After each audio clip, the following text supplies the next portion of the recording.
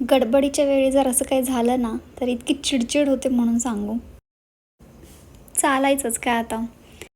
तर तुमचं स्वागत आहे माझ्या छोट्याशा मिनी ब्लॉगमध्ये. तुमच्या सगळ्यांना माझ्याकडून होळीच्या खूप खूप शुभेच्छा. आजचा दिवस तुम्हाला कसा गेला हे कमेंटमध्ये मला नक्की सांगा. तर सुरुवात करूया माझ्या रांगोळीपासून. कशी आली रांगोळी? मी रांगोळी एक्सपर्ट नाही आहे, पण ट्राय केली आहे. तुम्हाला आवडली असेल तर लाईक करा प्लीज. आणि ही तयारी बघून तुम्हाला अंदाज आलाच असेल आज पोळ्यांचा स्वयंपाक आहे ते. तुमच्याकडे काय होतं आज? 90% लोकांचं तरी पुरणपोळी हेच उत्तर असणार आहे आज, स्पेशली महाराष्ट्रातल्या लोकांना.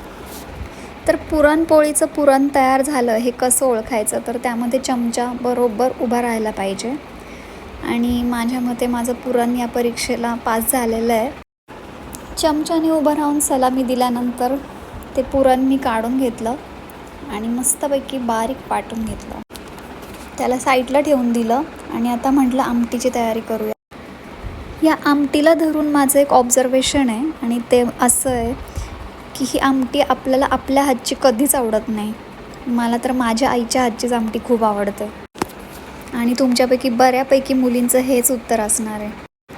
तसंच पुरणपोळीला घेऊनही एक ऑब्झर्वेशन आहे, ते म्हणजे पहिली पुरणपोळी जर टम्म फुगली तर त्या बाईचं जो आनंद असतो तो जगात मावेनासा असतो आणि ती जर बिनसली तर पुढचं काही बोलायलाच नको. तर स्वयंपाक झाल्यावर देवाला नैवेद्य दाखवला आणि आम्ही दोघेही सोसायटीच्या खाली गेलो होळीला नैवेद्य दाखवण्यासाठी. तर असा काही होता आमचा आजचा दिवस. तुम्हाला कसा वाटला आजचा छोटासा व्लॉग? आवडला असेल तर लाईक करा आणि चॅनलला सबस्क्राईब केलं नसेल तर सबस्क्राईब करा. थँक्यू.